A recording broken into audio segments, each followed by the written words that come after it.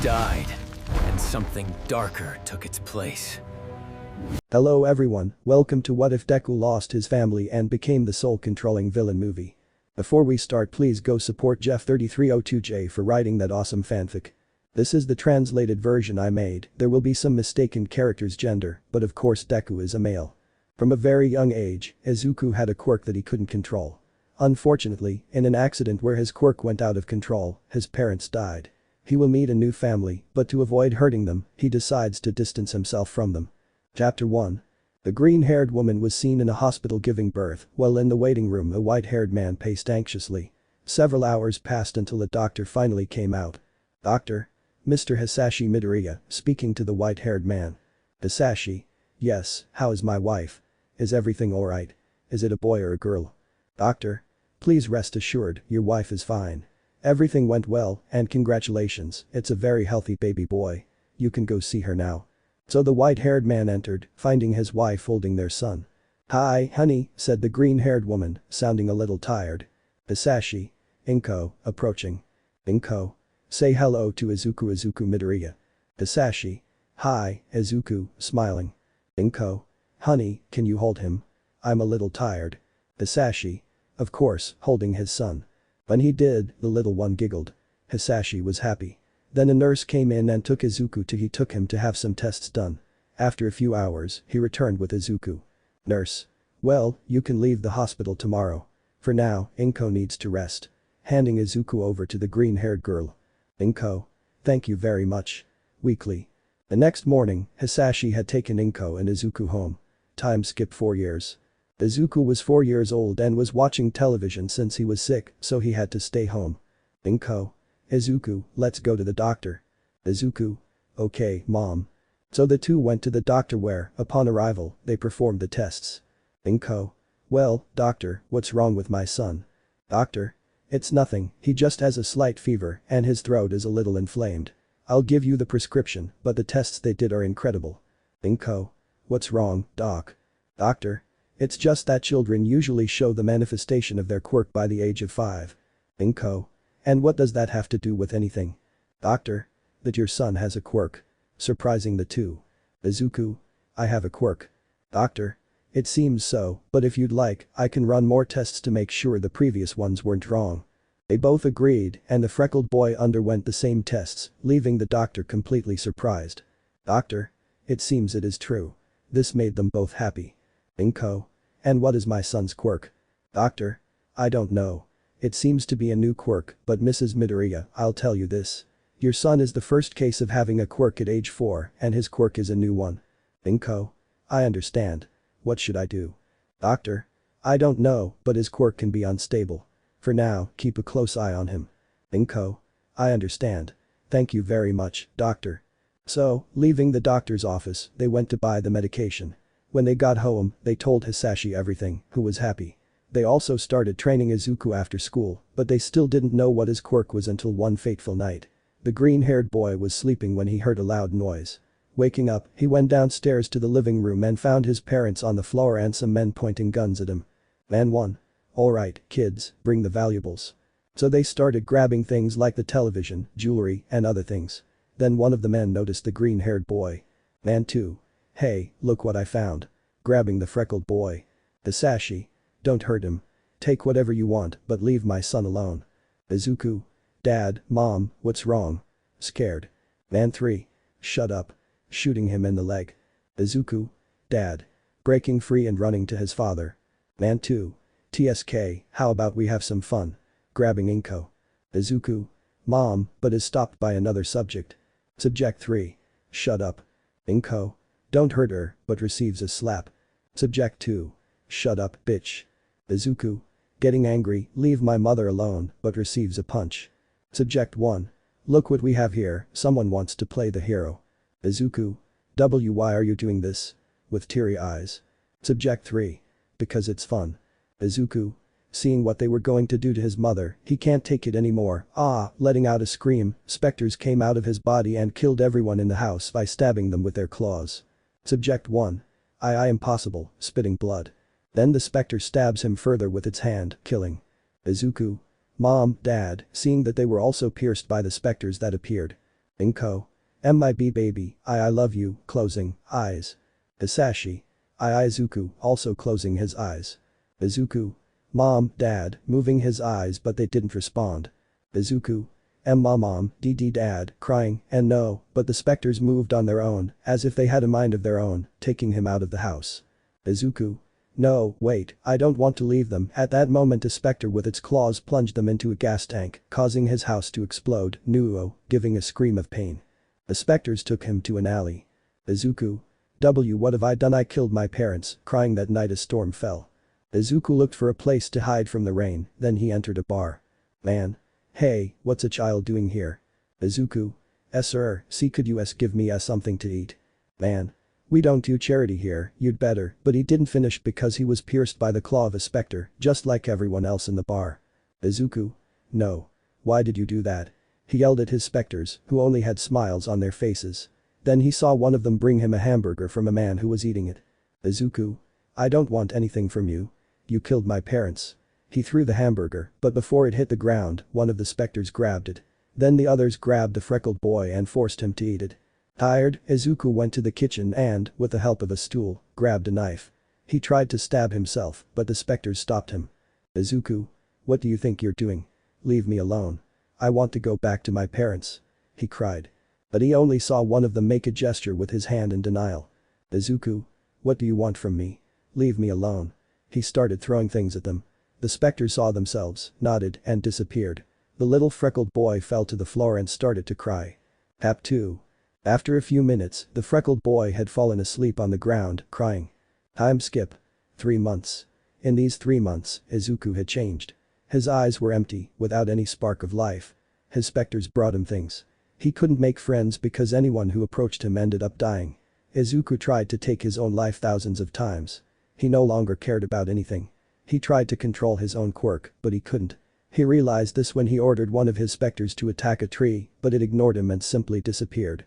They only brought him what he needed. He tried to starve himself to death, but they always caught him and forced him to eat. He also tried to kill himself by jumping off a building, but before he hit the ground, the specters caught him. He had some scars because he tried to cut his wrists, but the specters healed them. He simply wanted to die. He wanted to see his parents again. He was walking through the dark streets when he entered an alley. He was always accompanied by his specters. They hid in the darkness. No one saw them, not even the freckled boy. He knew they were there. Just then, a group of thugs stopped him. Thug 1. Hey, what's a brat doing here? Thug 2. And what does that matter? We could sell him as a slave. How much do you think they'll give us? Thug 4. Appearing behind him, I don't know, but he looks to be in good condition. Thug 3. Then we'd better take him. With a sadistic smile. At that moment, the number 2 pro hero, Endeavor, was walking by. He saw a child in the alley and several men. He was going to intervene, but he heard something from Little. Izuku. Please go away. I don't want to hurt you. He said it in a cold tone. Thug 1. Hey, hahaha, you're serious. And what would someone like you do? Wanting to touch him, but only saw his hand being cut off, ah. But his screams stopped as his head was ripped off. Thug 3. What the hell? Just like that, in less than a minute, they all fell to the ground dead. Endeavor was stunned by what had just happened. A killer child in less than a minute he saw the boy yelling at something. Izuku. It's always the same with you guys, I'm fed up. Why don't you just leave me alone? He said angrily while the specters ignored him. At that moment, the hero decided to approach. Endeavor. Excuse me, kid, are you alright? Hearing that, the green-haired boy turned around and saw the hero. He saw that the specters were ready to attack. Izuku. Stay away from me, I'm dangerous. He yelled as he backed away. Endeavor. Relax, I won't hurt you. Approaching. At that moment, Izuku ran and stood in front of Endeavor. Izuku. Stop. At that moment, the specters stopped. Endeavor was surprised to see them. He hadn't seen them before. They had appeared suddenly. Izuku. They won't attack him.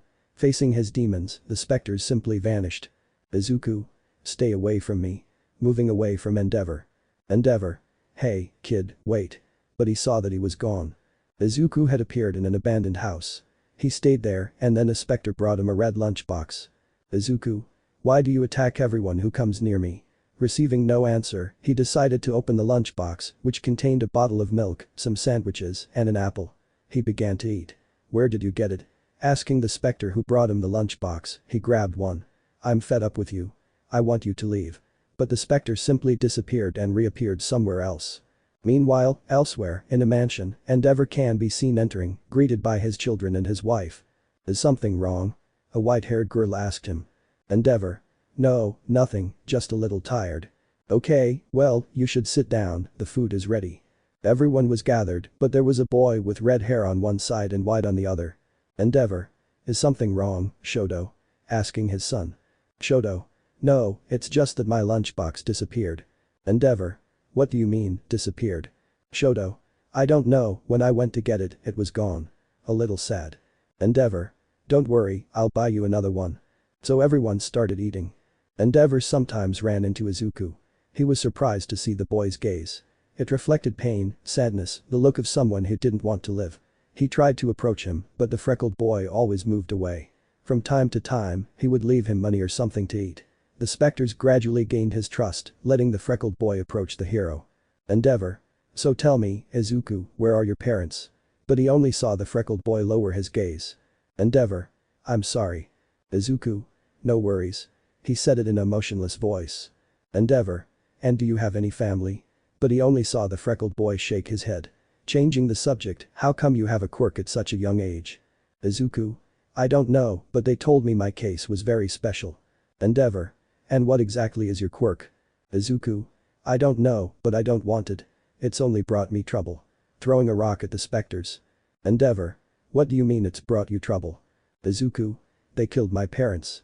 Angrily, well the specters just laughed and the hero was in shock. They kill anyone who gets near me. That's why I stay away from people so they don't get hurt. Endeavor. So you can't control them? Izuku. That's right, they never listen to me.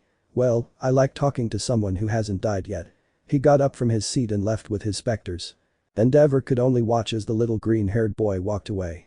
The number 2 hero headed home.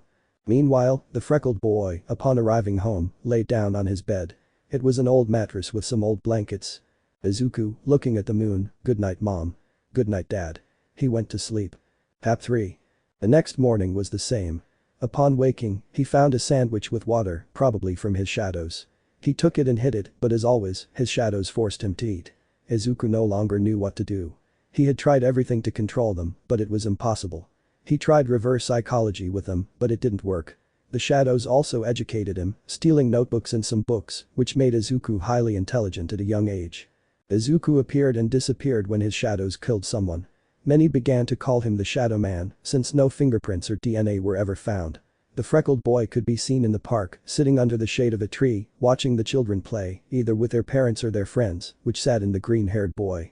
Then he saw Endeavor, who appeared to be with his family. The hero also noticed the green-haired boy and approached him. Endeavor. Hello, Izuku, he greeted. Izuku. Oh, hello, Endeavor, he said emotionlessly. Then his family approached, looking at the freckled boy. Dad, and who is that boy? A white-haired man spoke. Endeavor. Let me introduce you to Izuku.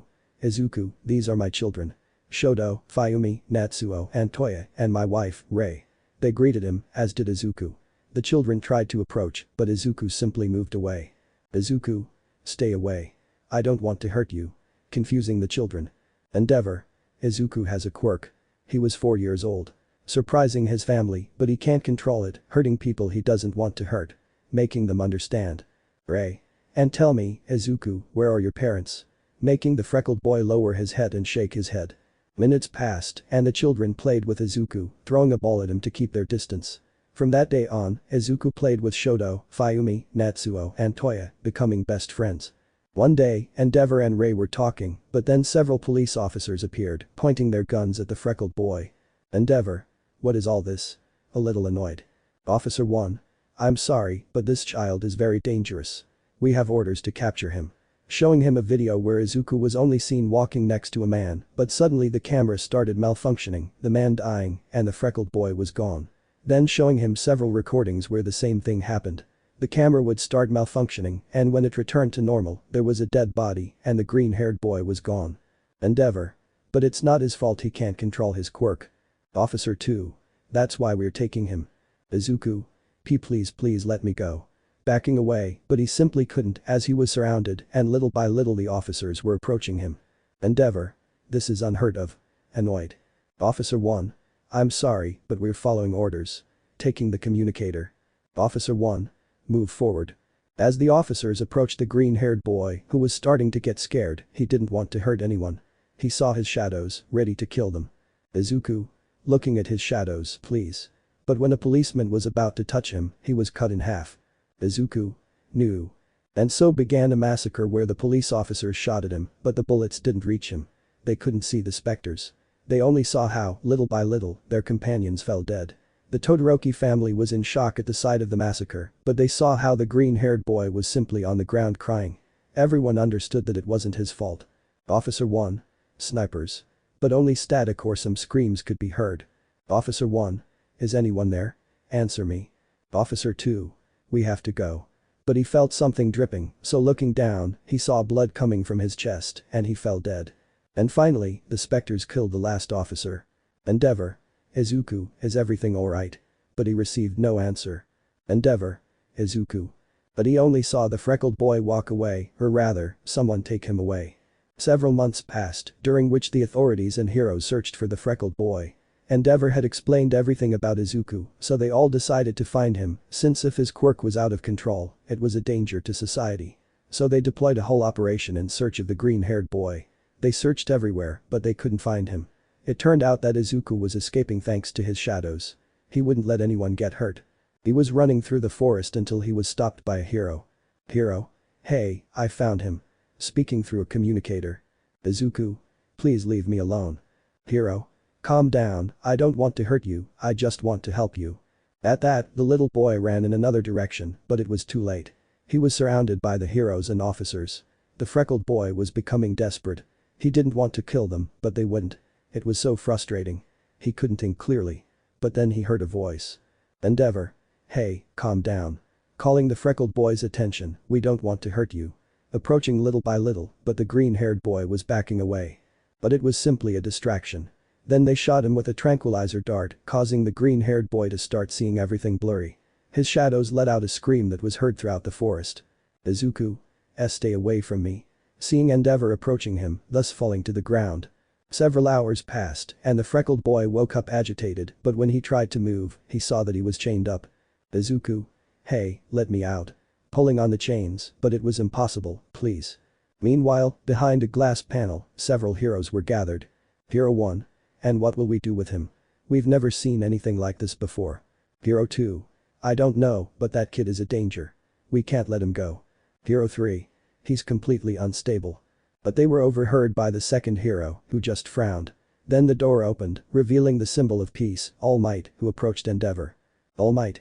It's a shame. Seeing the little boy trying to free himself. Endeavor. He's not to blame. What do you think will happen to him? Almight. His parents are dead. He has no family. It's likely the government will use him as a weapon. Somewhat angry at the last part. Endeavor. Surprised, are you serious? Almight. It's very likely. Endeavor. But he's just a child. He didn't decide this. App 4. The heroes were discussing what would happen to Izuku. None of them understood the boy's quirk, since he had been fitted with a collar that nullified quirks, but in the process, 2 soldiers died. Izuku, meanwhile, was trying to figure out how to get out of there. He was waiting, unaware of what his shadows had planned, since he hadn't seen them in a while. Just then, a man entered whom all the heroes recognized. Heroes? Mr. President. President. That's the boy. Receiving a nod from everyone. Endeavor. Excuse me, but what will happen to the boy? President. He will be sent to a facility to train in controlling his quirk. When he turns 18, he will be integrated into the army. This puzzled both the number 1 and number 2 heroes. Almight. But you can't do that. He's just a child. President. Yes, I can. He has no family, so the government will take care of him from now on. Endeavor. Then I'll adopt him. Surprising everyone. President. Excuse me. Endeavor. As I hear it, NG Todoroki adopted Izuku as his son. President.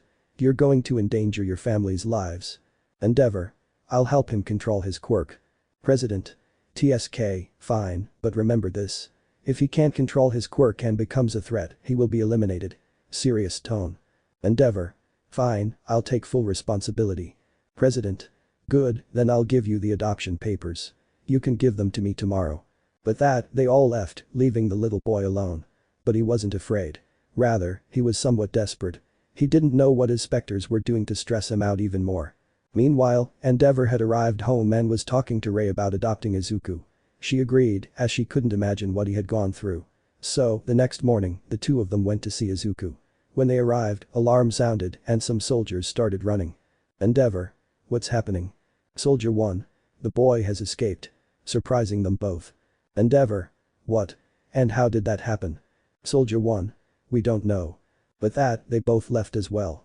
They searched for the little boy until they saw a head of green hair, so the two of them went after him. Izuku had great stamina, always running or getting away from people as quickly as possible, so they wouldn't be harmed. Izuku reached his hiding place. The two entered silently. They were surprised to see things like clothes, food containers, and other items. Then they saw the freckled boy grab a suitcase and put all the food inside until their specters noticed their presence. Izuku turned around and looked at them. Izuku? What are you doing here? You have to leave. I'm dangerous. Endeavor. Izuku, wait. We have something to tell you. Izuku? Huh? What is it? Rei. Izuku, we want to adopt you. Surprising the freckled boy. Izuku. Really? With a few tears, receiving a nod from both of them. Izuku. But I'm dangerous and no I, starting to mutter many things as he walked away. The two adults watched the scene sadly, seeing a child in that state. It must have been hard to live with something you can't understand or control. The specters became visible, and the two adults were surprised and took a step back. But what surprised them was that they were laughing. Apparently, seeing the freckled boy's misery amused them. So, little by little, Rei and Endeavor approached him and hugged him. Endeavor. I'll find a way to help you control your quirk. Izuku. But I don't want to hurt you. I don't want to. Rei. Don't worry, now you're a Todoroki, and we'll solve this as a family. Giving him a loving smile. At that moment, Izuku broke down and let everything out. His pain, all his sadness, while Endeavor and Rei could simply hug him. The specters watched this with a serious expression, disappearing. The little green-haired boy had fallen asleep, so Endeavor carried him. The two headed to his house. On the way, they could feel the freckled boy's specters following them. They emanated an aura of death. When they arrived home, the freckled boy woke up. Upon waking, he was a little scared, but his new parents calmed him down. As they entered, they were greeted by his children, who were confused when they saw the freckled boy. Shoto. Dad, what's Izuku doing here? Confused. Endeavor. Well, from now on, he'll be your new brother. Shoto Fuyumi Natsuo Toya. Rei. That's right, from today on, he's a Todoroki, Izuku Todoroki. At that moment, the children approached the freckled boy and hugged him. Izuku closed his eyes, bracing for the worst, but was surprised that they weren't dead. He then saw his specters, which weren't doing anything, which I made it strange, so everyone went to eat. Izuku barely spoke. When it was bath time, Toya, Shoto, and Natsuo were surprised to see all the scars the freckled boy had, as was Endeavor. Endeavor. Izuku, what happened to you? Izuku. It's nothing, he said in a subdued tone. After finishing his bath, Endeavor showed Izuku his room. Izuku was surprised to see how big it was. Even his other house wasn't that big. He lay down while the specters watched him from the darkness. Izuku wasn't stupid. He knew they were planning something. He couldn't let his guard down with them. So, little by little, he fell asleep. Since Izuku arrived at the house, his new brothers had tried to make him happy, but he always kept his distance. However, little by little, he started getting closer to them. Izuku and Shoto got along well. They were almost inseparable. Izuku studied from home, so Endeavor hired private tutors for him. Izuku sometimes prevented his specters from killing his teachers, and all the teachers were surprised that Izuku was a prodigy. They told Endeavor and Rei, who were pleased and decided to give him more advanced classes. Izuku had also developed a great obsession with creating things. He only created things that would allow him to control his quirk. App 5. But they all always failed, but that didn't stop the little green-haired boy. Rather, it motivated him. Shoto's birthday was approaching, and he awakened his quirk. It was his mother's and father's quirks. So Izuku and Shoto trained together. Izuku also created things to help his brother. Izuku had recovered the smile he had once lost, but unfortunately, that wouldn't last long, because as his power grew, so did his. He had to hide it from everyone. He didn't want to worry them. That was his problem, and he didn't want to involve his family. Then the freckled boy understood why his specters weren't attacking as much. They were getting stronger. Now Izuku and Shoto were 10 years old. Izuku spent most of his time locked in his room, which worried his parents and siblings. He spent his time creating things and almost never went out. His parents were worried because they saw the specters taking food and bringing it to their owner. Izuku sometimes didn't sleep, looking for something to do to keep them at bay. At first, he created a very strong light that he could illuminate a house like that, using it against his specters, but it didn't affect them. He was training with his brother Shoto, but Shoto seemed a bit distracted. Shoto. Hey, are you okay? Izuku. Why yes, it's nothing. Giving a forced smile. Shoto. You know you can count on your family. Izuku. I know. Well, I'm a little tired. I'd better go rest. So, he went to his room. Little by little, Izuku fell into darkness. Izuku was about to lie down when he felt as if his right eye was burning. Izuku. Ah. Touching his eye, what the hell? Ah. The pain grew with each passing second, so he stood in front of a mirror. Izuku. What's happening to me? And then he fainted. The next morning, Izuku went downstairs for breakfast. He looked in the mirror and everything seemed fine. Izuku. It was just a dream. Just. Then, he heard his mother's voice calling him, so he went to eat. In the dining room, everyone noticed that Izuku seemed a little worried. Ray. Is everything alright? Izuku. Why yes, it's nothing, smiling. So everyone started eating. When they finished, the green-haired boy went to his room. It was full of inventions. His specters watched him create them, but they always bothered him by hiding some pieces or simply making fun of him. The freckled boy had finished, but then he heard a voice. Over here, it was whispered. Izuku. Huh. Looking around. Over here, the voice repeated. Izuku. Who's there? Looking around, are you one of them? Looking at his specters, but they simply shook their heads, which surprised him since he had never received a response from them. Over here. At that moment, the freckled boy got up and approached a mirror. What he saw frightened him, making him fall silent. He slowly got up and looked at himself in the mirror. This way. Izuku. Who are you? His other half smiles, I was created by you. In a somber voice. Izuku. What do you mean? Oh, you don't remember. Look. Pointing at a wall, the specters transformed into his parents. Izuku. Mom, Dad. No.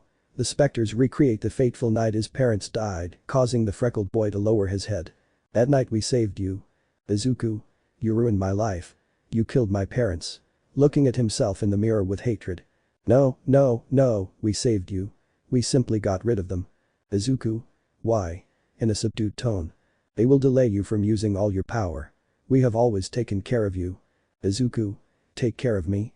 You call it murdering every person who comes near me. Take care of me. Hahaha. Be careful what you say, kid. You don't want us to hurt them, do you? Referring to his new family. That's what I thought. We haven't gotten involved since they give you the training you deserve, but your stupid inventions have distracted you from your training. Izuku. Those stupid inventions are to stop them. But he only saw how all the specters started laughing. Izuku. What's so funny? That doesn't matter. Look, you're probably wondering why after so many years I'm showing up before you. But he didn't get an answer. You see, smiling macabrely, my friends and I, referring to the other specters, want something from you. Izuku. And what is that? Somewhat scared by the answer. You see, we can help you become a hero. So a specter took the form of Izuku with a cape. Isn't that what you always wanted? Izuku. You haven't answered my question. Haha, always direct. Well, I just want you to let me take control of your body. What do you think? Izuku. Never. Well, but I'll tell you this, sooner or later you lose control and then, well, you'll know what will happen, disappearing. Izuku. That will never happen, I won't allow it. Just then someone knocked on his door, so he opened it and found his siblings. Fayumi. Izuku, is everything alright? Worried, as were his other siblings. Natsuo. Yes, little brother, everything's fine. You've been acting strange these days. Toya. You know we're here to help you. Izuku. Yeah, it's nothing, giving a smile. Izuku. You know, I have some things to do, trying to close the door, but he couldn't because Shoto wouldn't let him, locking the door with his eyes. So his siblings entered his room and were surprised to see so many things scattered around. Toya. Wow, this looks like being in a museum. Natsuo. What are these things for? Well, picking up some gadgets. Izuku. Picking up his brother's inventions, you shouldn't touch those. Natsuo. Sorry. Izuku. Sighing, well, what's so important that you have to invade my room? Shoto. Izuku, is something wrong? Izuku. What? What are you talking about? Trying not to sound nervous. Shoto. You can fool our parents, but not us. In a serious tone. Izuku. But what? Shoto. Please, Izuku, we grew up together. We know each other too well to know you're not feeling well. Fayumi. You hardly ever leave your room. Toya. We're really worried. Please let us help you. App 6. Izuku. Okay. So, after telling them why he no longer left his room, his siblings were surprised and understood. The freckled boy's power was getting out of control, but what surprised them most was that when the green-haired boy stood in front of a mirror, they saw that his right side wasn't the same. Instead, it was covered by a black aura and his eye was red. Shoto. You have to tell them. Izuku. No, I can do it alone. I just need time. I'll find a way. I'll find something that can help me. A little hysterical. Fayumi. Izuku, calm down. Everything will work out. Izuku. Work out. This has no solution. At that moment, his right side began to be covered by a black aura and his hand transformed into a claw. Wings formed from his back, frightening his siblings and causing them to take a step back. Izuku. I'm sorry and I didn't stepping back please go. I don't want to hurt you. He said sadly and his siblings understood, leaving, but Shoto, he stayed in the room. Shoto. Izuku. Izuku. Please Shoto, go away. I don't want to hurt you. But he only saw how the bi-colored boy approached him until he was in front of him. Izuku. Shoto, but he saw how the bi-colored boy gave him a hug. Shoto. I know you would never hurt your family. Izuku. Shoto, I'm scared. What if I can't control it? What if I lose control? But the bi-colored boy hugged him tighter. Shoto. I promise I'll find a way to help you. It's a promise. Izuku. Thank you. And so they separated from the hug. The bi-colored boy left, leaving Izuku alone. He looked at himself in the mirror. He saw how the specter that had spoken before had a smile, so angry, and with one blow he broke the mirror. While his brothers were agreeing on how to tell their parents, they loved their brother. So they told their parents, who, upon hearing the news, became worried day after day. Izuku's situation worsened. He had changed. He became that reserved child again. And coldly, one day Endeavor wanted to talk to him. He went to the freckled boy's room and knocked on the door, but received no answer. Endeavor. Izuku, can you open the door? Izuku. Please go away. I want to be alone. Endeavor. Sitting down, leaning against the door, listen, I know you're scared and afraid, but you're strong. You can overcome this. Izuku. I don't think so. What if my power hurts you? I lost my parents, and I don't want to lose you. Sitting, leaning against the door. Endeavor. Maybe I don't understand what you're going through, but let me help you. You don't have to do this alone, so open the door. But he received no answer. Endeavor. Fine. Getting up as he was about to leave, he heard the lock on the door being released, and it opened. Endeavor was there. Everything was dark, but he could see thanks to his fire. He saw several blueprints and inventions created by the freckled boy. Then he saw him in a corner, covered by a blanket. Endeavor. Izuku, approaching. Izuku. Don't come any closer, standing up. Turning around and dropping the blanket, Endeavor was a little scared by his son's new appearance. Endeavor. Izuku. Izuku. I'm a monster, covering his right side, I'm a mons, but he didn't finish because Endeavor slapped him. Endeavor. Izuku, you're not a monster, you're my son, hugging him. The freckled boy hugged him back, but didn't realize he dug his claws into him, making Endeavor let out a groan of pain. Izuku. I'm sorry. Endeavor. Don't worry, holding his wound. Just keep this in mind. You'll never be alone, leaving. The freckled boy went back to his room, but he saw his claws where drops of his father's blood were falling to the floor. His gaze was lost in the falling blood. Well, just look at you. You're a danger to them. Izuku. And what do you want now? Nothing. You know, we have all the time in the world, but you, smiling macabrely, your time is running out. At that moment, the specters began to do what would happen to the freckled boy. And when that happens. Then Izuku saw that the whole city was destroyed. Izuku. Just go, angrily. Haha, whatever. The green-haired boy's side slowly returned to normal. Izuku. I won't let you hurt them, taking out a picture of himself with Shoto, Fayumi, Natsuo, Toya, Enji, and Endeavor. They were all wearing Christmas sweaters and were all happy. The freckled boy couldn't help but shed a tear. Izuku. I will protect you even if I have to stay away from you. When night fell, everyone was at the table. Izuku smiled as he watched Toya and Natsuo fighting and Fayumi hitting them to calm them down. Shoto laughed at his brother's argument and couldn't help but chuckle, drawing everyone's attention. Izuku. I'm sorry. But everyone started laughing. The freckled boy spent time with his parents and siblings. Letting Fayumi do his makeup or paint his nails, something he always did for her. Fayumi denied it. Izuku. Izuku. Yes. Fayumi. Why are you doing this? Izuku. Huh. What do you mean? Fayumi. You've never let me do this with you before, while giving him a style makeover. Izuku. I don't know, can't I let my sister give me a style makeover once in a while? Fayumi. Maybe you're right. Minutes passed and Fayumi finished. Fayumi. Done, I'm done. Izuku. Looking in the mirror, wow, not bad. Fayumi. Do you like it? Izuku. Are you kidding? I love it, thanks, little sister. Ruffling his hair and leaving, standing in the doorway. Izuku. You know, we should do it again another day. Without turning to look at her, with a nostalgic smile. Fayumi. Sure, come whenever you want, little brother. Smiling. So Izuku left and went to where his other brothers were, spending some time with them. All that was left was to go to Shoto's. When he arrived at his door, he knocked and the bi-colored boy came out. Shoto. Izuku, somewhat surprised that he was there. Izuku. Hi Shoto, can I come in? Shoto. Yes, of course, stepping aside, allowing the freckled boy to enter. Hap 7. Shoto. And how can I help you? Izuku. Nothing, I just wanted to spend time with you, you know, like in the old days. Shoto. Is everything alright? Izuku. Yeah, everything's fine. It's just that since my specters have been a little quiet, I decided to take advantage of it to spend time with you, you know, like in the old days. Shoto. Okay. So the two of them started playing video games or talking about how Shoto was doing in school. Izuku. Hey, do you remember when we used to roast sausages or marshmallows in Dad's beard when he fell asleep on the couch, or when we used to watch the stars from the roof of the house? Shoto. Hahaha, how could I forget that?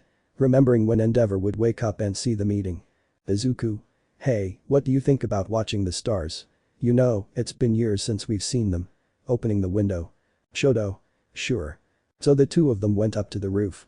There were still some things there, like food wrappers and some toys, so they both sat down and watched the stars. Shoto. You know, I miss spending time with you. Izuku. I know, and I'm sorry that we can't spend time together anymore, in a sad tone. Shoto.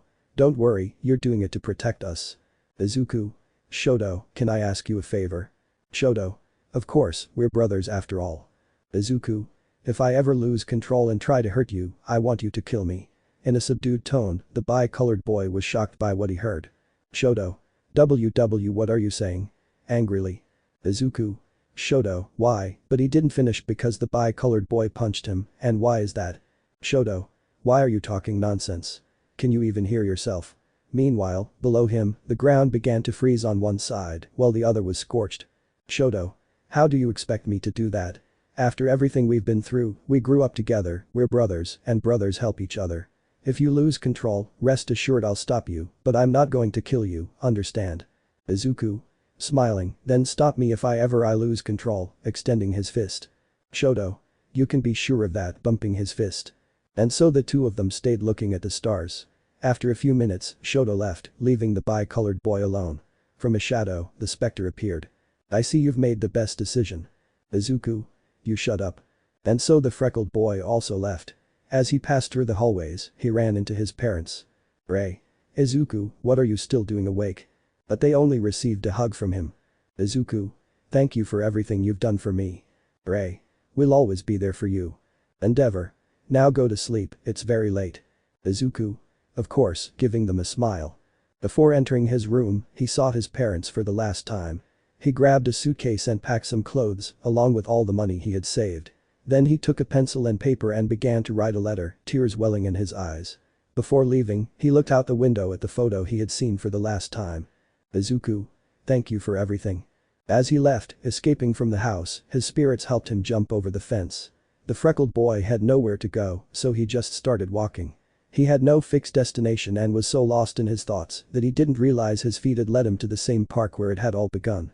When he realized it, the only thing he could do was sit down on a bench. The only light was from a lamppost. As he sat down, he became so lost in his thoughts that he didn't notice when someone sat down next to him. He snapped out of his thoughts when he heard someone call him. Good evening. What's a boy like you doing at this hour of the night? Izuku. Huh. Checking that the person hadn't fallen dead, but when he looked up, he was met with a purple mist that he was wearing a bartender's uniform. Izuku. Excuse me, but who are you? Oh, excuse me, let me introduce myself. My name is Kurajiri, and yours is? Izuku. Izuku. My name is Izuku Todoroki. Kurajiri. And tell me, what are you doing in a park so late at night? Aren't you afraid some villain might come and hurt you? Izuku. No, it's just that I don't have control over my quirk and I'm afraid of hurting innocent people. Kurogiri. And what quirk do you possess? But then a hero appears and approaches them, but ends up dead, surprising Kurogiri. Kurogiri. What was that? Izuku. It's the consequences of getting close to me. Kurogiri. Then why am I not dead?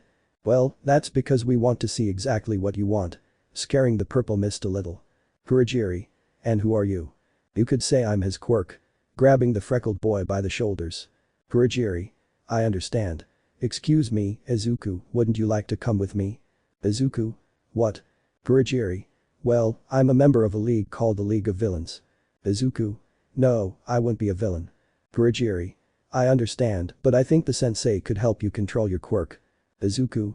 I'm sorry, I tried everything to keep it under control, but nothing worked. Kurogiri. The sensei can get you some things that would be almost impossible to obtain otherwise. What do you say? Do you accept? Yes, Izuku, do you accept? In a mocking tone, it would be incredible to see the new ways you fail, wouldn't it, guys? Receiving a nod from the other specters. We want to see the look on your face when you think you have hope, only to end up with the same result. Kurogiri. Well, Izuku, what do you say? Izuku. I'm sorry, but no. Kurogiri. I understand. Standing up from his seat, well, Izuku, I have to go. I hope we meet again. He started walking, while the freckled boy remained thinking about the villain's words. He was right, and if there was something to try, he shouldn't miss the opportunity. So, what do you say, Izuku? Do you accept? We're all anxious for your answer. But he received no answer. Well, decide quickly. That guy is already quite far away. Watching as Kurogiri's silhouette disappeared into the darkness of the night. Izuku. Okay. At that moment, the specters disappeared and dragged Kurogiri back to Izuku. Izuku. I'm sorry. Kurogiri. Standing up and dusting himself off. Don't worry, but I think the answer is yes. Opening a portal. Kurogiri. Well, let's go. Izuku entered the portal. Hap 8. Upon entering, they found themselves in a bar. There was hardly anyone there. Kurogiri said something to him. Come this way. Show respect to the sensei. The two entered a dark room lit only by the light from computer screens. The green-haired boy saw a man sitting in a chair connected to some machines. He was wearing an elegant suit. Upon noticing their presence, the man said. Kurogiri, I see you're back early. Kurogiri replied, that's right, sensei, and I brought someone who might interest you. Really? Kurogiri then signaled to Izuku, who introduced himself. Izuku said, good evening sir. You can call me Afo or sensei. Izuku agreed, okay, Afo. Kurogiri said he could help me. Afo said, tell me your problem and I'll see what I can do. Izuku then told him about his quirk. Afo said, listen, Izuku, I see I can trust you, so I'll tell you this. Your quirk is very interesting. Perhaps I won't be able to help you. Izuku. I understand. Well, I appreciate it anyway. He tried to leave, but the villain stopped him. Afo. But I have two options for you. Izuku. And what are they? Afo. If you want, you can stay, and I could bring someone to study your quirk so they can help you.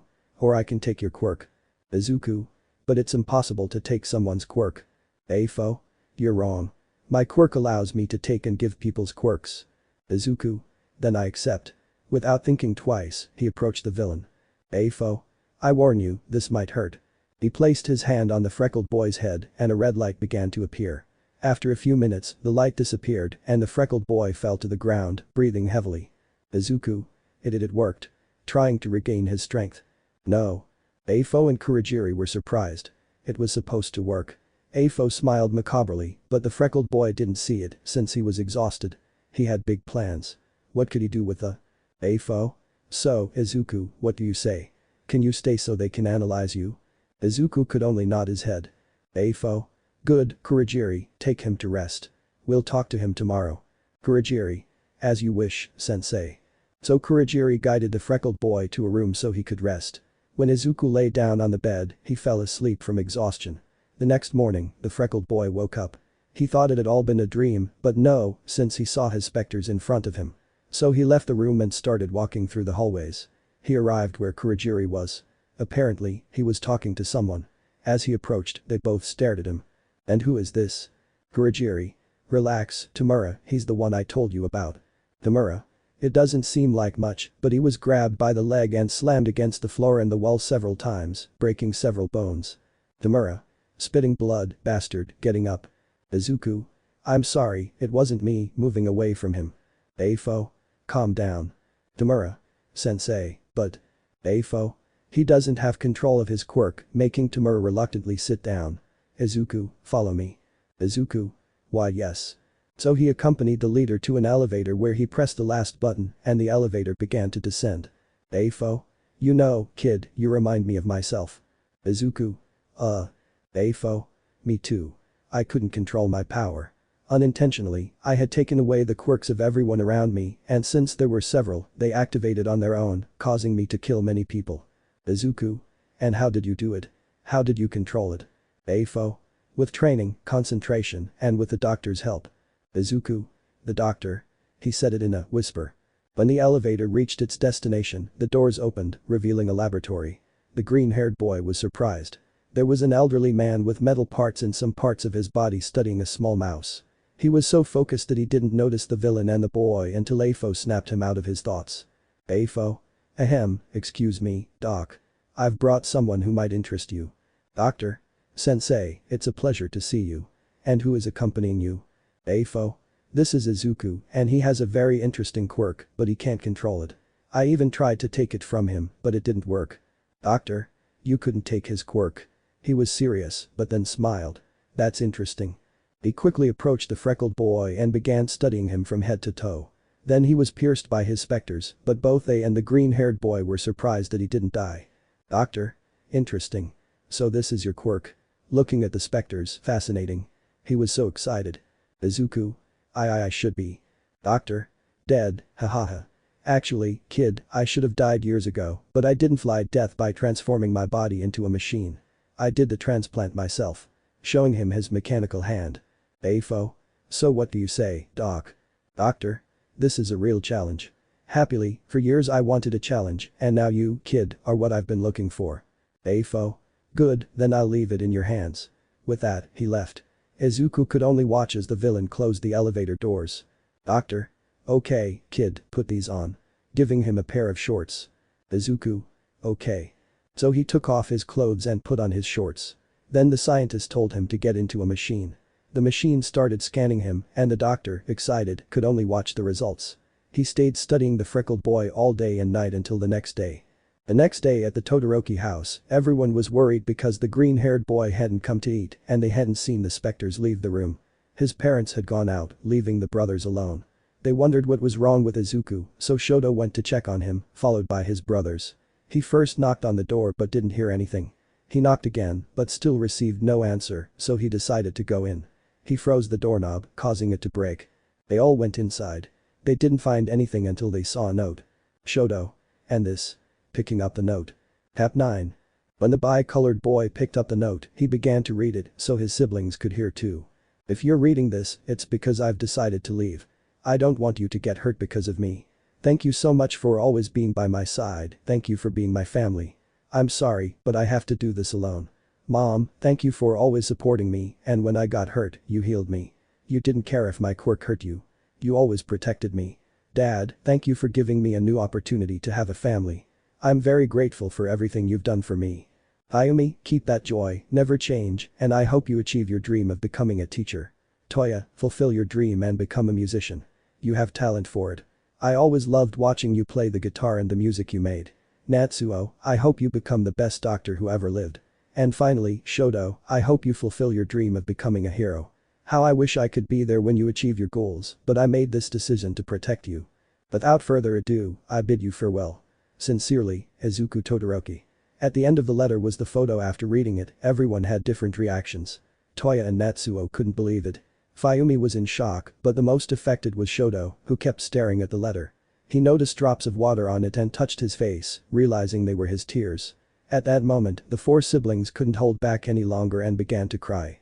A few hours later, their parents arrived and when they asked what had happened, Shoto simply handed them the letter. Upon reading it, they were shocked. That day was the saddest for the Todoroki family. Meanwhile, Izuku was exhausted from all his studies and went to sleep. The scientist went to see the number one villain, Afo. Afo. And do you have any news? Doctor. That's right, sensei. The boy's quirk is incredible. I've never seen a quirk with a mind of its own. Afo.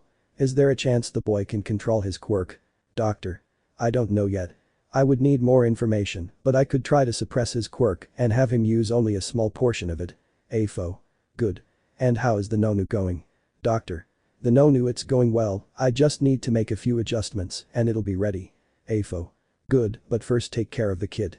We have to try to keep him in the league as long as possible. Doctor. It will be a pleasure. With that, he left. Time skip. 5 years. In those 5 years, the doctor had created a special suit for Izuku that suppressed his specters. Now he had control over them, but that didn't mean it was stable, since in the 5 years that passed, his quirk had increased considerably. AFO had also ordered him to create a special room for Izuku, since his specters were killing villains while they slept.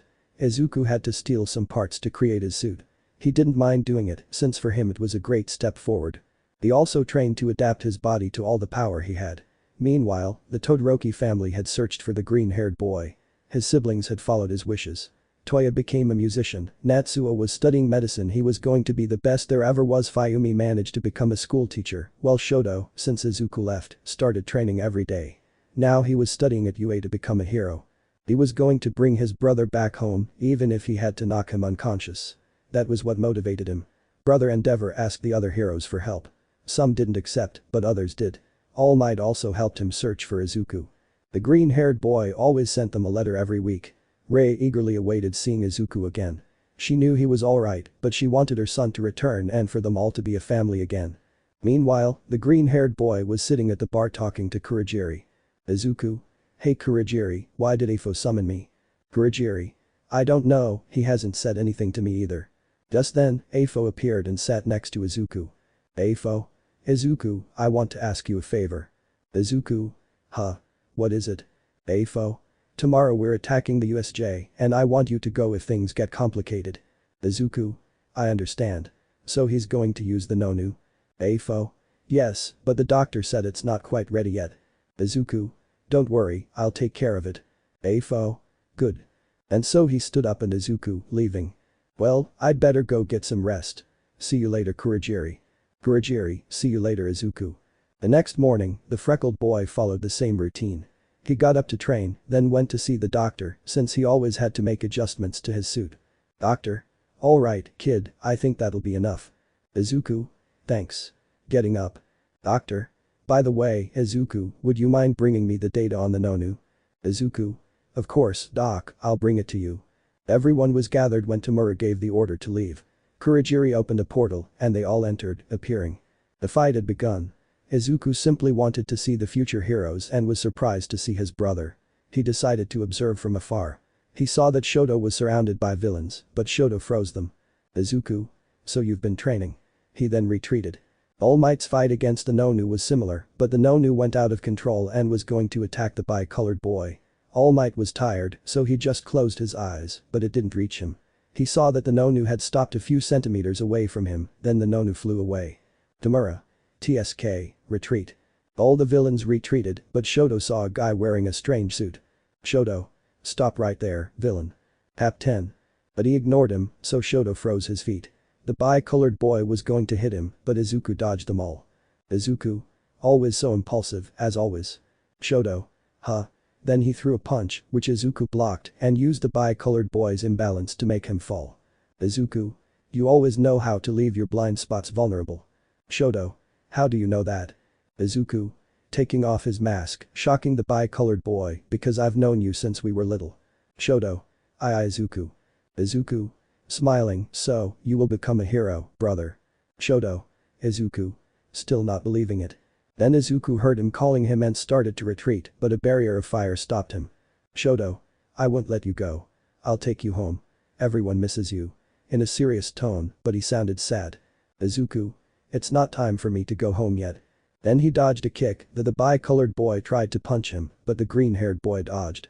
Then he used his specters and pinned him against the wall. Izuku. I've always been stronger than you, little brother. He started to back away, but stopped when he heard Shoto yell. Shoto. I'll find you, you hear me? And I don't care if I have to kick your ass or carry you home with broken bones. I'll do whatever it takes to get you home. He yelled at him. Izuku. Smiling, then I'll be waiting for you. Then he disappeared to where the others were. Tamura. Where were you? Can't you see the pro heroes are coming? Izuku. Sorry, I was busy with something. He put his mask back on. Tamura. Whatever, let's go. Entering the portal, the specters had left the bi-colored boy. He ran, only to see Izuku turn to look at him one last time. Entering, Shoto ran as fast as he could, but only saw the portal close. Then the other pro heroes arrived. Izuku returned to the bar where he went to see the doctor. Izuku. Hey doc, I brought you what you wanted. Handing him a notebook. The doctor started looking at it and was surprised. Doctor? This is incredible, thank you Izuku. Looking at the notes. The freckled boy went to his room where he took off his suit and lay down on his bed. As he took off his suit, several specters invaded the room. You know this only delays the inevitable, right? Izuku? Will you shut up? I'm fed up with this conversation. You always say the same thing, it's only a matter of time, or do you know this only delays the inevitable? Somewhat angry. Haha, you still don't understand. For now, I can only control your right side, but it's only a matter of time. Can you imagine if our brother finds us? It would be a shame if he died at my hands. Oh, sorry, at your hands. Starting to laugh. The freckled boy put his suit back on, causing the specters to disappear. Meanwhile, Shoto was in his room, wondering why Izuku was with the villains, how he could control the specters, and if so, why he hadn't returned to them. So many questions were swirling in his mind that his head ached. But now he had to train harder if he wanted to bring him back. He also thought that his family shouldn't know he had seen Izuku. He wouldn't tell them for now. Meanwhile, at the League of Villains, the doctor was talking to Afo. Afo? Is he ready? Doctor? Yes, sensei, but I'll need a few things. Afo? Don't worry, I'll get what I can. I'll send Izuku for the rest. Doctor? As you wish. By the way, sir, your idea is magnificent. To use the boy's quirk to create stronger and more powerful Nanus. Afo? But I'm not so sure it will work. Doctor? I'll make your idea a reality.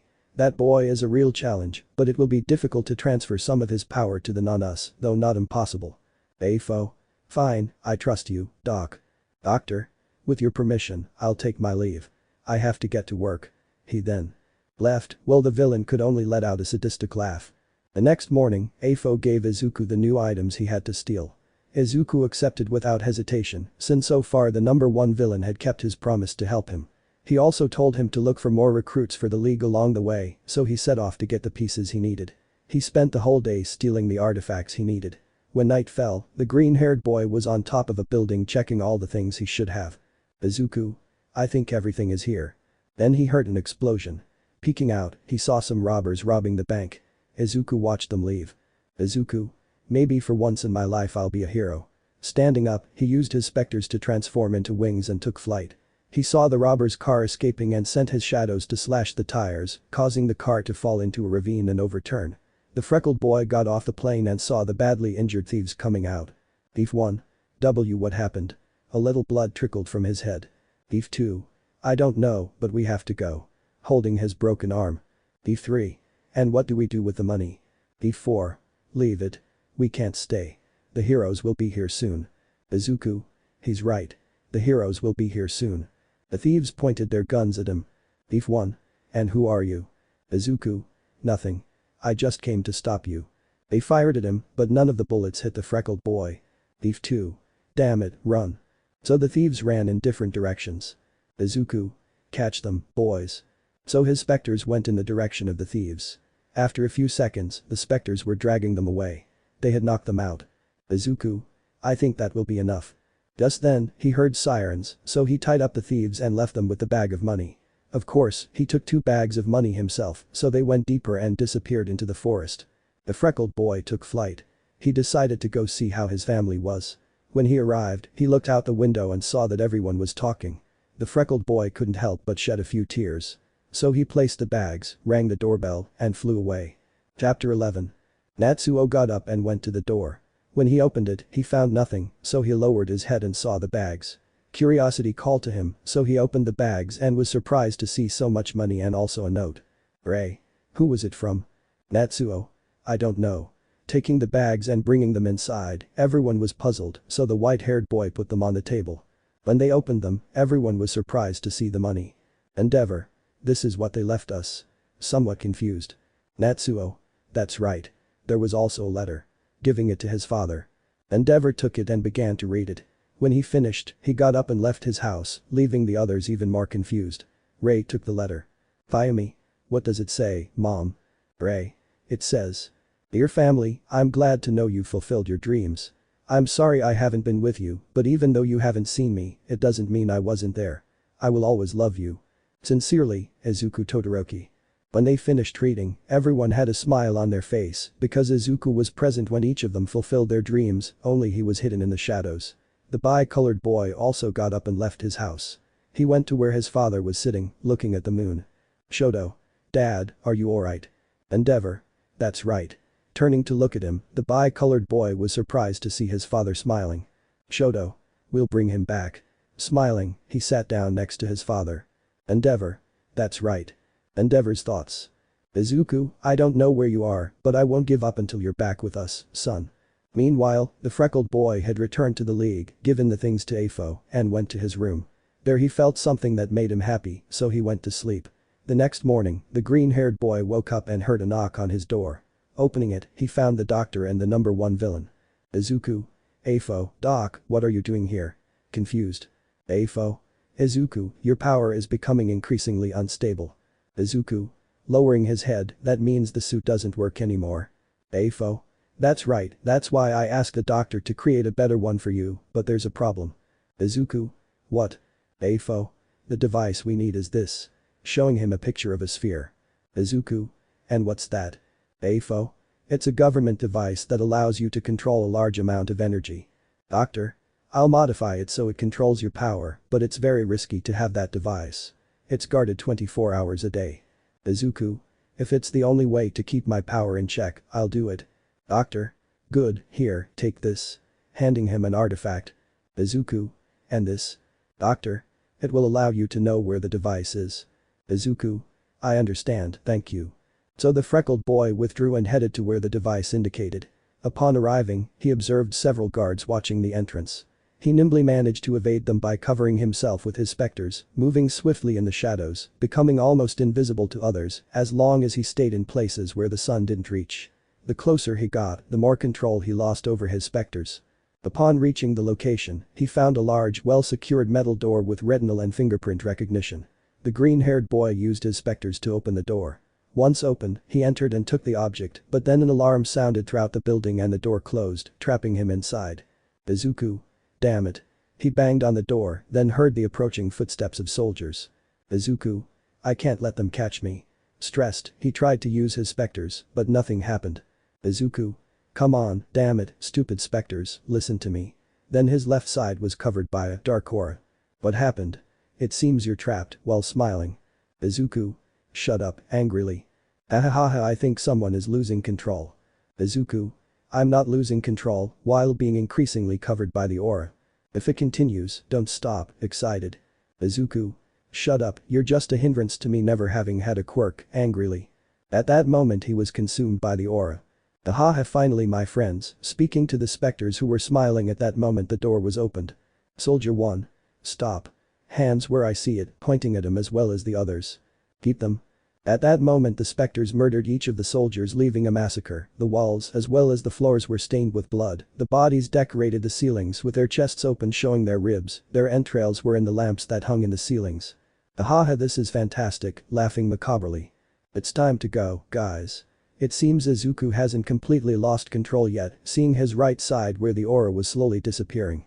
So he created wings with the help of the other specters, leaving the place. After a few minutes, the green-haired boy woke up to the raindrops falling on his face. He saw that it was night. Izuku. W, where am I? Getting up, he noticed his hands covered in blood. W, what happened to me? He looked into a small puddle and saw that everything was covered in blood. He was so scared that he backed away, pressing himself against a wall. Izuku. And no, putting his hands to his face, falling to the ground. W, what have I done? Shocked. That night was like the night he murdered his family. The lightning struck harder and harder. Meanwhile, at the Todoroki house, more specifically in Endeavor and Rei's bedroom, they had a feeling that something terrible had happened when they saw lightning strike. Rei. Izuku, looking out the window at the raindrops and lightning, it seemed a strong storm was approaching, while she put her hand to her chest. Endeavor. I hope this is just a feeling. Meanwhile, something different happened to his siblings. Toya's guitar strings broke, Fayumi's papers were blown away, Natsuo's lamp bulb exploded, and Todoroki's photo with Izuku crystallized, specifically the part where the green-haired boy was standing. App 12. The bi-colored boy took the photo and watched the rain falling. Meanwhile, the green-haired boy returned to the league. Afo. Izuku, why did you take so long? But he only saw the freckled boy hand over the device and leave, showing a satisfied smile. Just then, the doctor entered. Afo. I see it worked. Doctor. That's right. Showing some pieces of Izuku's suit, I knew that if I removed some pieces, the suit wouldn't last long. It was only a matter of time. Afo. Like a bomb. Very well, Doc, it's time for our next phase. Handing over the device. Doctor. Immediately. Taking the device and leaving. Afo. Very soon I will destroy you, symbol of peace. Approaching a mirror, taking off his helmet and touching his disfigured face. Back with Izuku, he had lain down on his bed and fallen asleep, but he had nightmares about how he brutally murdered the soldiers. He woke up somewhat agitated and couldn't sleep all night, so he decided to go see the doctor. Upon arriving he saw that he was making some adjustments to the device. Doctor. Izuku, what are you doing up? Izuku. I can't sleep. Do you mind if I join you? Doctor. Not at all, kid. The freckled boy sat down. Izuku. Doc, do you think this will control my quirk? Doctor. I don't know. We'll have to see the results. Izuku. I understand. A little downcast. Doctor. Here. Throwing him a tool. Izuku. Huh. Catching it. Doctor. Help me make some adjustments. Trying to cheer him up. Izuku. Sighing, okay. So, they started making some adjustments to some machines. The next morning, the bi-colored boy could be seen training with his father. He got up very early to train. He had also improved his defense. He didn't want to lose to the green-haired boy again, but he was so lost in thought that he didn't see a punch from his father heading towards him, knocking him down. Endeavor. Shoto, are you okay? Helping his son up. Shoto. Yes, it's not nothing, getting up. Endeavor. You're thinking about Izuku, aren't you? Receiving no response, hey, placing his hand on the bi-colored boy's shoulder, I know you want him back, just like everyone else, but you have to concentrate if you want to bring him back. Shoto. I understand. Endeavor. Good, let's continue. So the two returned to their training. After a few hours, they finished exhausted. The bi-colored boy went to take a bath. When he got out, his mother asked him to go buy some things, so he headed to the mall, since he had planned to buy some things. When he arrived, he bought everything his mother had asked for. He also ran into some of his classmates. When he left, he realized it was very late, so he headed home. He had a feeling that someone was following him. As he passed through an alley, he heard some noises. He didn't pay much attention until he heard a blood-curdling scream, so he went and saw a dead man and the wall stained with blood. He saw the shadow of the person who did it. Shoto. Stop right there. But he saw him moving away. So the bi-colored boy followed him. After a few minutes, he had lost him. It was as if the earth had swallowed him up. Until he saw the man's silhouette again. It was as if he wanted him to follow, so he resumed the chase, which ended on top of a building. Shoto. It depends over there. I'm sorry, but I had to get your attention. Shoto. I know. You've been following me. Who are you? Preparing to throw a fireball. You've improved a lot, Shoto. Shoto. Izuku, surprised to see him again. Izuku. Sorry for having to kill that person, but it was the only way to get your attention. Shoto. Izuku, why are you with the League of Villains? In a serious tone. Izuku. I know you have 1,000 questions. There will be time to answer them later. While looking at the moon. Shoto. Tell me why you're with them. While activating his quirk. Izuku. It's not the time yet. Shoto. Izuku, you can trust me. Izuku. I know, but there are many things you don't know. Dodging a wall of ice, you're lucky I don't want to kill you, Shoto. In a deep voice. Shoto. Then he sees the freckled boy's reflection in his eyes and realizes it wasn't him. Who are you? Izuku. Huh. What are you talking about? It's me. Don't tell me you don't recognize your own brother. In a mocking. Shoto, throwing a fireball at him, tell me who you are and what you did with Izuku. Izuku. Sighing, damn it, I thought I had convinced you. Tell me what gave me away. Was it my voice? Shoto. Izuku has green eyes, yours are red. Izuku. TSK, I think you know him well. Returning to his normal form, which surprised the bi-colored boy. Shoto. Now tell me who you are.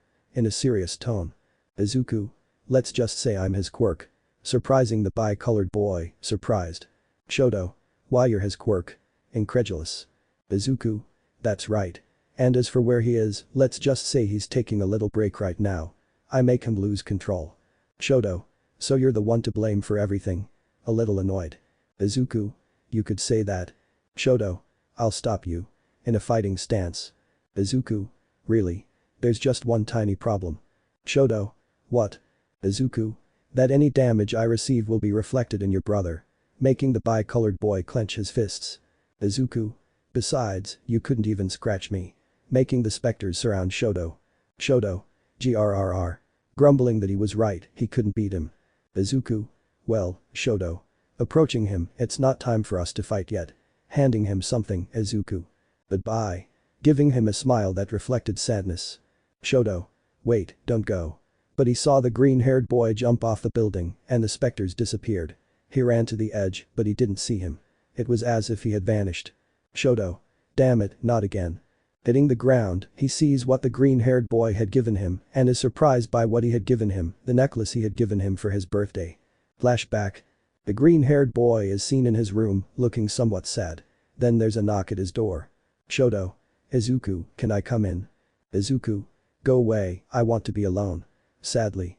But the bi-colored boy came in anyway. Izuku. Didn't you hear me? I told you to leave. Shoto. Yes, I heard you, but nobody should be alone, especially not on their birthday. Handing him a gift box. Izuku. For me. Receiving a nod, opening it and surprised to find a necklace. Shoto. You'll never be alone. I'll always be there. We're brothers, after all. Extending his arm with a closed fist. Izuku. Brothers. Fist bumping. End of flashback. Then he remembers when Izuku gave him the necklace. Izuku's eyes return to their jade color. Tab 13. Shoto just stared at the necklace, then put it on. He grabbed his things and went home. When he arrived, he was greeted by his brother. Doya. Hey, why did you take so long? Taking the bag and pulling out some candy. Shoto. Sorry, I had some problems. Going back to his room. Doya.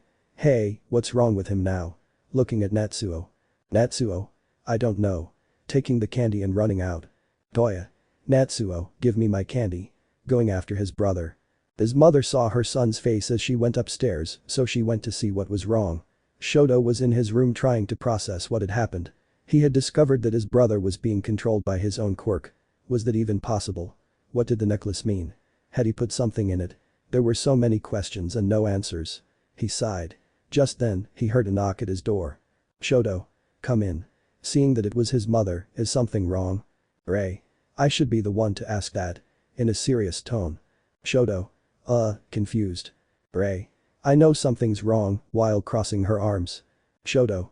Nothing's wrong, I'm just a little stressed, lying, but he knew it would be useless since she always got what she wanted. Ray. Shoto, you can't lie to me. I'm your mother, I know you well, sitting next to her son. Shoto. Sighing, it's Izuku, surprising the white-haired woman. Ray. Izuku, receiving a nod from the bi-colored man. Shoto. When the villains attacked the USJ, he was there. Ray. Izuku was in the attack. Surprised. Shoto. Izuku is with a league of villains, making the white-haired woman shocked. He told me it wasn't time to go home yet. Ray. And how is he? In a sad tone. Shoto. He seems to be okay, but I don't understand. His dream was to be a hero, why is he with a league of villains? Holding his hand, head, this is so stressful. Ray. He's always been like this. He always kept his distance when talking about his private things, but it was always to protect us. Remembering Izuku, who always locked himself in his room when he felt he was losing control. Ray. I bet he has his reasons. Hugging him, we just have to trust him. He's a very smart boy. Shoto. But why doesn't he let us help him? Doesn't he trust us, or are we just a burden to him? But he received a slap from his mother. Ray. Shoto Todoroki, don't ever say that about your brother again, annoyed. He's part of our family, and he never told us about his problems because he didn't want us to worry or get hurt because of him. Everything he's done has been simply to protect us from him, even though it meant he had to leave. She shed a few tears of helplessness at not being able to do anything to help her son. It hurt that he wasn't with her, but she knew very well that he did it for the good of everyone. Shoto didn't know what to do. It was the first time he'd seen his mother cry. He knew that Izuku's departure had affected her. He felt like an idiot and all he could do was comfort his mother. Meanwhile, the green-haired boy was drinking at the bar. Kurajiri. You're drinking more than usual today, Izuku. Looking at his companion, he had grown somewhat fond of the freckled boy. Izuku. I'm not in a very good mood today. He took another swig from his glass of alcohol.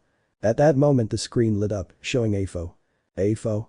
Izuku, I need you in the doctor's lab. The screen then shut off. Izuku. Sighing, I hope it's good news. finishing his glass of alcohol and placing it on the table. Izuku, goodbye Kurogiri. See you later. Leaving the bar. Kurogiri, see you later Izuku. Taking the freckled boy's glass and starting to wash it. Kurogiri. I know this won't end well for us. Watching the green-haired boy's shadow slowly recede.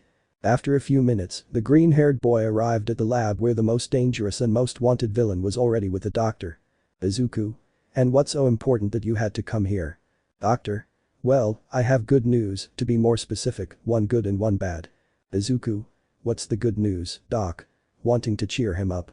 Doctor. Your suit is finished. Making the freckled boy's eyes widen. Izuku. Are you serious? Doctor. That's right, I just put the finishing touches on it and it's ready. Making the green-haired boy smile. Izuku. And what's the downside? At that moment, the doctor saw the villain, who simply took a step forward. Afo. The downside would be if it didn't work and failed, causing big problems. Izuku. And what would those be? Doctor. You see, since the device you brought me is meant to retain a large amount of energy, it might fail, and instead of retaining all your power, it could expel it, causing your quirk to grow enormously, bringing serious consequences. In a serious tone. Izuku. I understand. As his hair covered his eyes. Izuku. What would the risks be if the suit failed? Doctor. Let me show you, pressing a button, causing a map of the city to appear on a screen. If the suit malfunctions and releases your full power, it will cause a massive explosion that will devastate not only the city of Japan, but the explosion will be so large that it will kill thousands of people, leaving the freckled boy in shock. Izuku. I'll try it, he said confidently. Afo. Good, then let's begin. So the freckled boy entered a booth. Mechanical arms began to disassemble the suit he was wearing, placing the new one on him. The arms screwed and positioned the pieces while the specters watched all this. Only the helmet was missing for the suit to be ready, so they lowered it and put it on him, securing it. It looked like they were assembling a robot. Doctor. Izuku, how do you feel? Izuku. It feels comfortable, but why can't I move? Trying to move but unable to. Doctor. It's because the core is missing, typing some things, then the circle that was placed on the suit appeared, and then the eyes lit up. Pap 14. Afo. Izuku, how are you feeling? Izuku. It feels good. Moving a little. Doctor. Good, now wait a bit. He started writing, then pressed the button. The wires connected to the cable filled with energy. That energy flowed down to some containers. He pressed a lever and the energy entered the containers. Inside the containers were none who, upon receiving the energy, awoke. The number one villain watched this with a smile. Doctor. Sensei, it works. Happy. Afo. Prepare everything. I don't want a single failure. Leaving. Doctor. As you wish. Watching him leave, well, Izuku, it seems everything is alright. Izuku. Thank goodness. Somewhat relieved and happy. Doctor. We have to see if it works in the field. For now, go rest. Tomorrow you will receive a mission. Izuku. Okay. Leaving, the green-haired boy was happy, getting closer and closer to controlling his quirk. But what he didn't know was that it was simply a tool for the League. They only used him to make the Nana stronger once they fulfilled their objective and got rid of the green-haired boy. The next morning, he woke up and, as always, Afo gave him missions, but this time it was more dangerous since he wanted to test the green-haired boy's suit. His mission was to infiltrate a laboratory and steal all the information about it. Later, they could sell it on the black market. So, he headed to the laboratories. He found it strange that the laboratories were in the middle of nowhere. When he arrived, he didn't find anyone, which he found strange since there should have been guards watching. He went on alert in case it was a trap, but there was no one in the building. He decided to test his specters and sent them to search everywhere in case there was no one there while he went to get the information. After a few minutes, his specters returned to him, confirming that there was no one there. Izuku. Something's not right, why would they send me to get information from here? Then he went to the laboratory kitchen and saw a cup, approached it, and drank from it. Izuku. It's lukewarm. He put the cup on the table. Then he heard a siren, quickly leaving the building, and saw that a missile had been launched. Izuku. What the hell? He used his specters to create wings and escape the explosion. He flew so fast, but the missile had fallen and the explosion was going to reach him. Izuku. Okay, let's see how much of my power I can control. He activated 80% of his quirk, making his specters stronger, and they covered the freckled boy from the explosion. The green-haired boy didn't know how much time had passed, maybe hours or minutes. He had truly lost track of it since missiles kept being fired at that location. But when they finished, the specters left. Izuku saw the laboratory. Nothing remained, everything had turned to dust.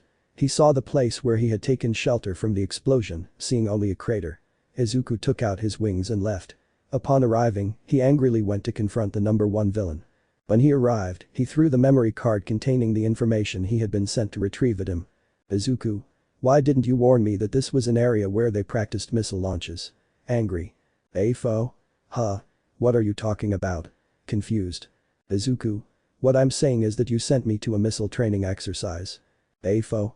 I'm sorry, whoever gave us the information never told us that would happen. Trying to sound convincing, and tell me, did the new suit work? He asked with a tone of curiosity that didn't go unnoticed by the green-haired boy. Izuku. Yes, the suit worked perfectly, actually. I was surprised, I thought it would fail, but it was the complete opposite. Afo. Good, go get the doctor to check you out. Izuku. And what about what almost killed me today? A little angry. Afo. Look on the bright side, at least you figured out the suit works. Not caring what the green-haired boy thought. Izuku left and went to the doctor's lab, but he didn't find him. He started looking for him until he found some papers about his suit. He also found a journal.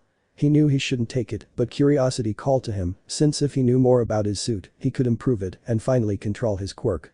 So he took the blueprints of his suit, as well as the journal. Just then, he heard the door open, summoning a specter and giving it the things, telling it to hide them in his room. The specter then left. When the door opened, the doctor appeared. Doctor. Oh, Izuku, what brings you here? Izuku. I returned from the mission, and Afo told me to come. Doctor. I understand. Well, get on the platform. So the freckled boy climbed on, and the doctor started connecting several cables, which piqued the green-haired. Izuku's curiosity. Hey, Doc, what are these cables for? Doctor. Well, these cables are simply to power the suit. Lying. Izuku. But doesn't the sphere that contains my quirk work as a power source? A little confused since the doctor had told him that was the core. Doctor. Yes, but I had to make some adjustments so it wouldn't overload. A little nervous. Izuku. I understand. Seeing a drop of sweat fall down the old man's forehead, which made him suspicious. After a few minutes, the doctor had finished repairing the suit, as some parts had been destroyed. Izuku went to his room, crouched down, and under his bed, he saw the blueprints and the journal. Picking them up. Izuku thought, okay, now how can I improve the suit? Looking at the blueprints, he heard a knock at his door, so he hid everything. When he opened it, he saw it was Kurogiri, who gave him some food. Once he finished, he left. Izuku thought, I have to find a place to hide these things. Tap 15. The next morning, the green-haired man was reading the doctor's journal. The journal described how the doctor had replaced his limbs with machines. It was quite interesting to read. He had made a small hole in the wall where he kept the journal and the blueprints, covering it with a poster. Today was his day off, so he decided to continue reading. He reached the part that explained how his suit worked, but what struck him as odd was that some pages had been torn out. So he went to the lab and borrowed some tools. He started working, replacing some parts with more durable ones, but something intrigued him, a question that wouldn't leave him in peace. What had been on the torn out pages? That question lingered in his mind, so he decided to go back to the lab. He waited until no one was there and ordered his specters to search for the missing pages, but they weren't found until he passed by the fireplace and saw a burned piece of paper. He took a stick and moved the logs, finding the leaves, but they were reduced to ash, all of them lost. The freckled boy hoped to know what the diary said, but this only made it more mysterious. He started to leave, but then he saw a light on. He went towards it and saw the non-us, but he found it strange because they were different. He approached one and checked its heart rate, which was elevated. Izuku thought, this is bad. Then he heard a noise and decided to leave. He went to his room, took out a piece of paper and a pencil, and began writing a note to his father, telling him everything he knew about the league so far. He told him the names of all the league members and where they could be captured. Once he finished, he put the letter in an envelope and left, using the excuse that he wanted to get some fresh air. He wanted the letter to arrive as soon as possible, so he went home and left it. After that, he headed back to the league, but as he passed through an alley, he was tackled by someone who sent him crashing into a wall. So you're the one I have to kill. The green-haired boy tried to stop, but before he could, the man grabbed his head and slammed him against the wall again, breaking it. DSK, knowing it would be so easy to kill you, I would have charged more, but whatever, hahaha. He left the place, but stopped when he heard the sound of debris falling. He looked at the freckled boy and, indeed, he wasn't dead. He was getting up and removing the debris from his hands. Izuku. That hurt. Then he saw the man. And who are you? My name is Muscular, he. I see you're more resistant than I thought. This will be exciting. He smiled. Izuku. Muscular, huh? So this is the guy we were going to recruit. Too bad I'll have to stop him. He said it in a whisper. Muscular? What are you whispering about? Izuku? It's nothing important. But he had to dodge a trash can that was thrown at him. The green-haired boy summoned several of his specters and ordered them to capture him, but Muscular had activated his quirk, fighting against the specters. Izuku knew he shouldn't take it lightly, so he decided to use a little more of his power, but he didn't expect his suit to malfunction, causing the specters to chain Muscular's arms and legs. Well, he tried to break free, but he couldn't. The specters tightened the chains, making Muscular scream in pain. Izuku tried to stop them, but he saw it was useless, so he took off his helmet and looked for the problem, which was a hose that connected to the core. The green-haired boy started to get scared and tried to repair it, but his other hand he stopped her. "Oh, Izuku, you've forgotten about me." He held her hand. "Izuku. TSK, you bastard. Why don't we watch the show?" He made the green-haired boy turn his head to see the villain being dismembered. "Izuku. Stop." But he saw that the specters didn't pay attention to him, so he watched as Muscular let out his last scream of pain as his limbs were torn off. "Oh, how disgusting." Watching the scene. "Izuku. What have I done?" Falling to his knees. "And I killed him." In a state of shock. "Haha, and then you blame me for your actions. You and I are the same, Izuku. Just let me take control and together we will fulfill our desires." He slowly covered the green-haired boy, but before he could, Izuku remembered his family. "Izuku. No." He grabbed a piece of glass and stabbed himself with it to bring himself to his senses, thus succeeding. And once again he regained control. The specters healed the green-haired boy, and as he headed to the League, he went to the doctor and explained what had happened. The doctor then began repairing the suit. Meanwhile, at home, Endeavor had arrived and seen the letter. He picked it up and began to read it. With each word, a smile appeared. When he finished reading it, the number 2 hero sighed. "Endeavor. Be careful, Izuku." He then took out his cell phone and began dialing a number. He waited a few seconds until someone answered. "Endeavor. Toshinori, call all the heroes." "Almight. Huh? Why?" Confused. "Endeavor. My son sent me the locations of the League of Villains members." He said happily and proudly. "Almight. I understand. We don't have time to lose. I'll talk to the principal." He then hung up. Shoto came downstairs and saw his father with a letter and realized he would be going out again. "Shoto. You're going out again?" "Endeavor. I don't have time to lose." Shoto. Did something happen?" "Endeavor. Izuku sent me the location of the League members and we don't have time to lose." Before leaving, his feet were frozen. "Shoto. Let me go with you." Endeavor was going to refuse, but he saw his son's face, so he agreed. "Shoto. Alright, let's go." Unfreezing his feet. And so, leaving the house. Hap 16. The two left the house and headed towards UA. Upon arriving, they found several heroes talking, but they fell silent upon seeing the number 2 hero.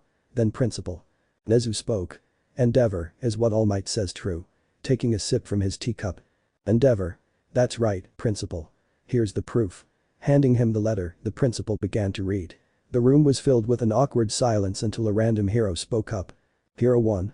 And how do we know it's not a trap? He's with the villains, so why should we?" But he didn't finish, as the number 2 hero sent him flying. "Endeavor. Be careful what you say.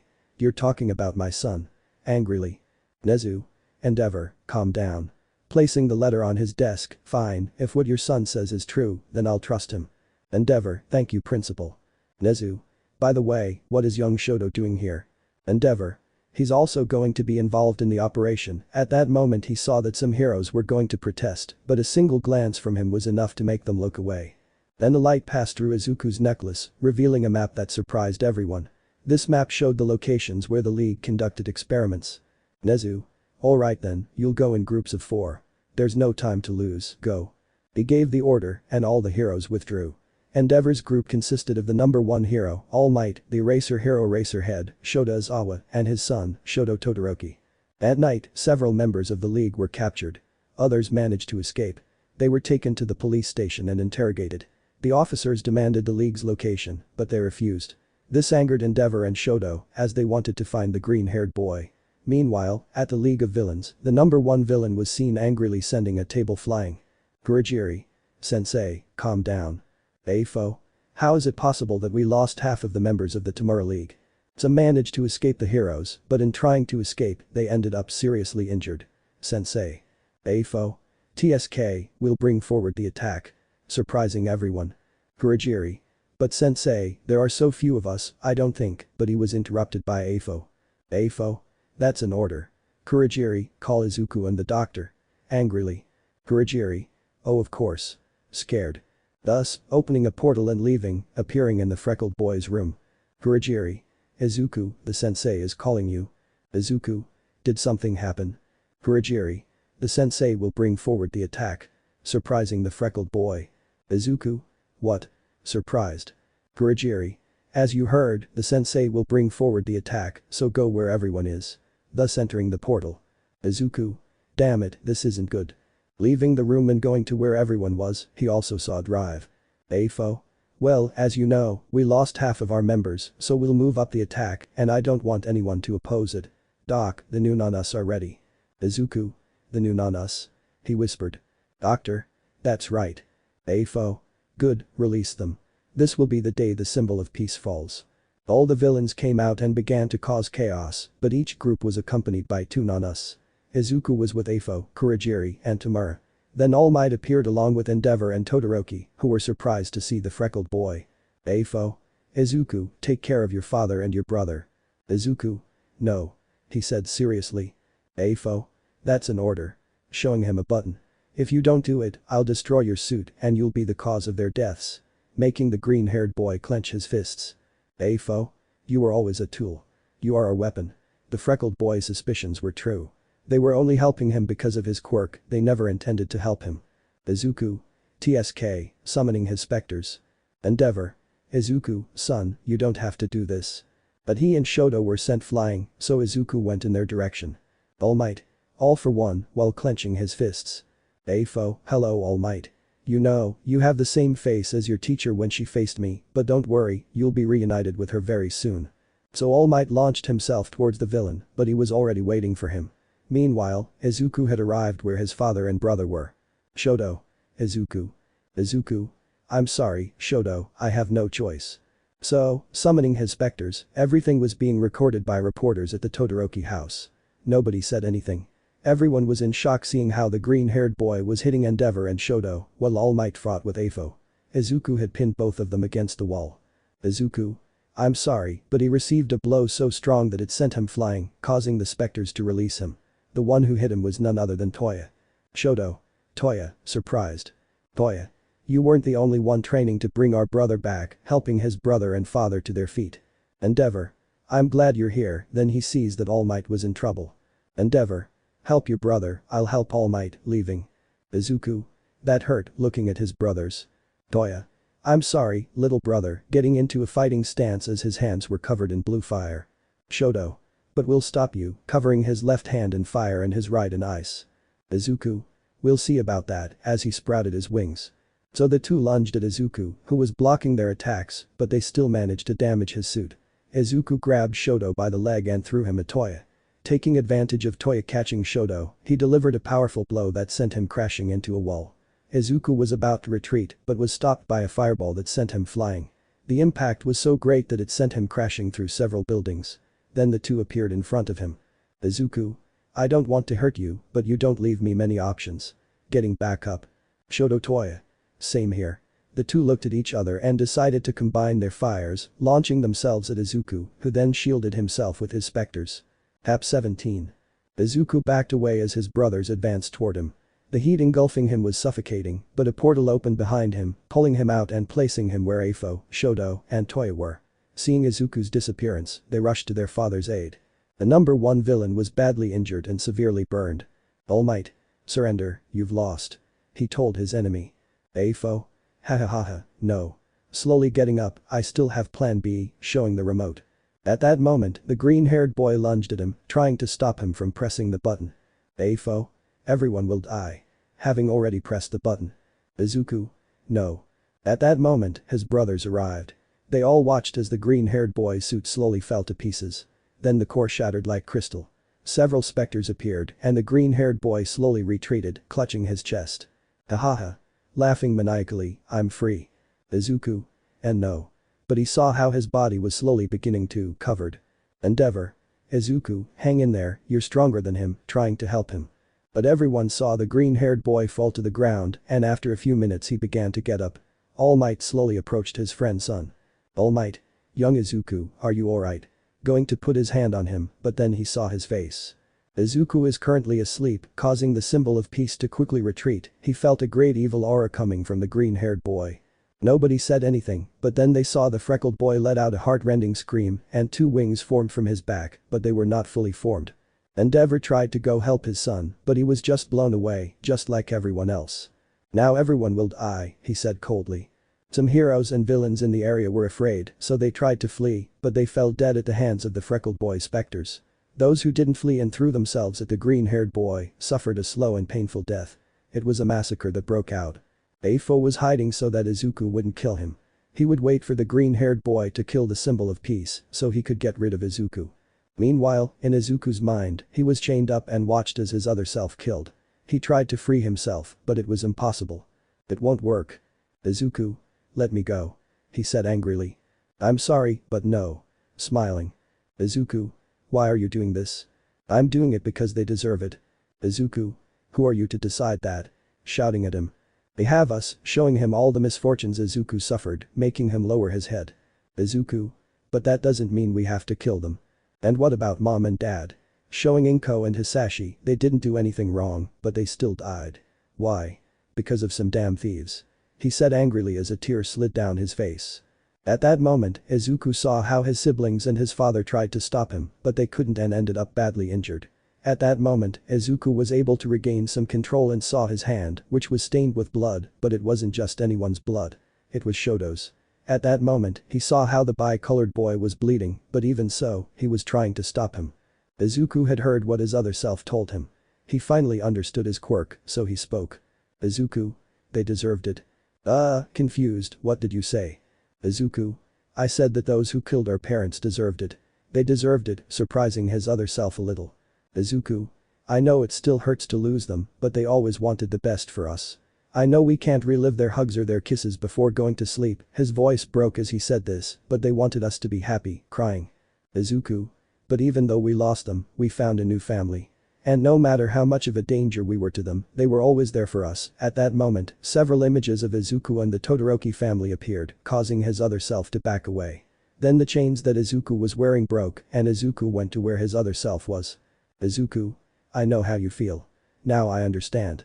You don't want to accept the idea of someone replacing our parents, that's why you pushed Rei and Endeavor away when they tried to hug me. No, that's a lie, moving away from the green-haired boy. Izuku. You were afraid that if we grew fond of them, something bad would happen again. Shut up. Yelling at him, you don't know anything. Bumping into something. Izuku. We are one and the same. You are the creation of my feelings that I have repressed, but I'll tell you this. Give them a chance. Being close to him, they never abandon us. At that moment, his other self saw a memory and saw how he hurt Rei, but she, without caring, helped the green-haired boy while wearing a smile that conveyed peace and security. I am sorry. Was all he said. So, in the real world, everyone saw how the specters and Izuku stopped and didn't move. Back with Izuku. I'm sorry that because of me you couldn't spend time with them. Looking at Endeavor and his 2 brothers. Izuku. You know, it's never too late to change things. Extending his hand. Are you sure? But what about? Izuku. Izuku. I know we're afraid of losing our new family, but if we work together that will never happen, smiling. What do you say, shall we try? Okay, taking his hand. Let's try. And so Izuku saw as his counterpart began to glow until he went from being a being of darkness to a being of light. It's time for me to repair my damage. Izuku. But this time we'll do it. Together. And so, outside of his mind, Izuku was covered by a large dome of darkness that then broke, revealing the freckled boy, but this time he was different. Everyone was surprised by his new appearance. Izuku approached Shoto, who was on guard, but only saw Izuku raise his arm and the bi-colored boy's wound close. Then he approached Endeavor. Izuku. I'm sorry for the harm I caused you. It's time I fixed my mistakes. Leaving where Afo was. Endeavor was surprised that his son had finally been able to control his quirk. Tap 18. Then he turns around, facing Afo. Afo. What do you think you're doing? Angrily. Izuku. Something I should have done a long time ago. A spear appears. Afo. You think you can betray me, Kurogiri? The non-us. Kurogiri obeyed, and several non-us appeared. Afo. Thanks to your quirk, I was able to improve my non-us. Izuku. I'll kill you. He said it in a cold voice that frightened the villain a little. Afo. Kill him. Pointing at the freckled boy. All the Nanas then attacked him. Izuku stopped one of them, but another kicked him, sending him flying. His brothers and father tried to help him, but it was impossible. His regeneration was faster than before. Izuku tried to keep them at bay, but it was impossible. Then he saw the Nanas attack his brothers, the symbol of peace, and his father, leaving them badly injured. This made him angry, and with one blow, he killed Anonu, shocking the villain. Afo. I am possible, while backing away. Izuku. Now I control my quirk. He then extends his hand in the direction of the Nanas who were attacking his family. He closes his hand into a fist, and blades emerge from the Nanas's bodies, piercing them and causing them to scream in pain. Their bodies fall to the ground. The green-haired boy opens his hand, causing the Nanas's bodies to explode. The other Nanas rush towards him, but the freckled boy kills them left and right, causing a massacre. Afo. Kurogiri, get us out of here. Kurogiri. Yes, sir. He opens a portal, but the freckled boy sends his specters to capture the villain. When Afo is about to enter the portal, he is stopped by the chains of Izuku's specters, dragging him to where the freckled boy is. The villain uses all his quirks to free himself, but nothing happens. He is dragged to the freckled boy's feet. He looked at him with an emotionless expression. Izuku. A promise is a promise. Grabbing him by the neck and lifting him into the air. Afo. Izuku, is this how you're going to repay me for everything I did for you? Trying to break free while using his strongest quirks, but Izuku regenerated quickly. Izuku. You're right, and I'm very grateful for everything you did for me, but gripping his spear tightly, you tried to kill my family, and I won't forgive that. Raising his spear, but just as he was about to kill him, he heard a voice, and that voice was Endeavor's. Endeavor. Izuku, that's enough. Holding a cut on his shoulder. Izuku. He hurt you, and he deserves to pay. Choking the villain. Endeavor. I know, but we're alive, and that's what matters. At that moment, the villain was about to launch a blast of compressed air at Endeavor, but before he could, Izuku cut off his hand, making him let out a heart-wrenching scream. Izuku. Goodbye all for one, stabbing him in the heart with the spear, killing him instantly. No one said anything. The reporters continued filming the scene. The villain simply escaped as the green-haired boy's specters continued killing them all. Once it was all over, several heroes arrived at the scene, surrounding the freckled boy. The freckled boy summoned his specters. He was ready to kill them all, but he saw Rei with her other siblings among the crowd of heroes. When they reached the front, they saw him. They saw Izuku standing there in front of them. Rei slowly approached him. Rei. Izuku, calm down. Put the weapon down. We're your family. Approaching the freckled boy. The green-haired boy still tightly held the spear that was stuck in the body of the now deceased number 1 villain. He pulled out the spear and threw the body to the ground. The white-haired girl was standing in front of him. She placed her hand on his cheek. Rei. It's okay, it's over now. I'm here. While smiling sweetly. Izuku. Mom. At that moment, his wings and the color of his eyes returned to normal. Rei. That's right, Izuku, it's me. Izuku. I'm sorry, I'm so sorry. Hugging her tightly, but not so tightly as to hurt her, the other family members joined in the hug. It was a very tender scene, but then a hero approached. Hero. Izuku Todoroki, you are under arrest for being an accomplice and for the murder of several villains. He said firmly while showing some handcuffs. Endeavor. Did you say something? With an angry voice that frightened the hero. Hero. Don't resist. Frightened by the look he received from him and his brothers. Izuku. Okay. Separating from the hug. Shoto. What, Izuku? No. Angrily. Izuku. I'm sorry our meeting was so short, but I have to accept the consequences for my actions. Smiling, he separated from the hug and went to where the heroes were, who weren't letting their guard down. Izuku. Don't worry, I won't put up any resistance. Looking at all the heroes, he started walking. All the heroes gave him space to advance, but then he stopped, making the heroes alert, but he just turned around. Izuku. Hey Shoto, I want you to give me back my necklace for the next time we meet. Making the bi-colored boy smile and nod. So the green-haired boy was put into the most protected prison of all, where he was watched 24 hours a day. He was lying in his bed until a guard knocked on his door. Guard. Izuku Todoroki put on the handcuffs. Passing them through some grates. Izuku. Huh. Somewhat confused, but he obeyed and put them on. Several guards entered and escorted the freckled boy towards the prison exit. Izuku. Huh. What does all this mean? I can answer your question. Turning around, he found himself face to face with his entire family, Almight and Nezu. Izuku. But how? Nezu. You gave us very valuable information about the League. We've already captured almost all the villains. You even stopped the most dangerous villain of all, although not in the way a hero would, but thanks to that, I was able to help you get out of here, of course, under close surveillance. Izuku. Thank you. Nezu. Don't thank me. The idea was your brother, young Shoto. Izuku then received a punch on the shoulder from Shoto. Shoto. Welcome back, Izuku. Placing the collar on him. Izuku. I'm glad to be back. Smiling. Nezu. Oh, and one more thing, young Izuku. Calling everyone's attention, we'd like you to come to our Hero Academy. Surprising the green-haired boy. Izuku. Are you serious? Nezu. Of course, young man. Just tell me when you're ready and I'll take care of the paperwork. Izuku. Thank you. And so, everyone left. Back home, the green-haired boy no longer had to worry about his quirk going out of control. He could spend time with his family normally and now he could fulfill his dream of becoming a hero. He was so happy. The freckled boy was looking at the stars when Shoto approached. Shoto. So you can finally become a hero. Giving him a soda. Izuku. That's right. He said with a smile. Shoto. Could you train me? I want to sweep the floor with you sometime. Making the green-haired boy burst out laughing. Izuku. Sure, I wouldn't notice the difference. Teasingly. They both laughed. Shoto. I'm glad you're back, brother. Izuku. Yeah, me too. Then the other members went to keep them company and the Todoroki family stayed looking at the stars. Finally, the family was reunited. The end. Let me know in the comments below if you guys want the next part. Also check out my other video that has been shown and left. Thank you for watching. If you enjoyed this video please like and share this video. And have a fantastic day. Bye.